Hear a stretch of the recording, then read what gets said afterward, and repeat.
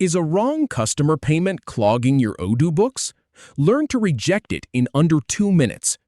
We'll quickly go to Accounting, open Customers, locate Payments, and hit Reject to cancel it. Alright, start by navigating to the home page of your Odoo account. Then click on Accounting to get into the financial side of things. Once you're there, click on Customers, located on the top bar, to see customer options.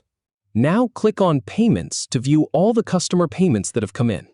Scroll through the list and click on the specific payment that you want to reject. With that payment open, go to the top left corner and click the Reject button. You'll see it's now marked as rejected up in the top right corner, and that's all there is to it.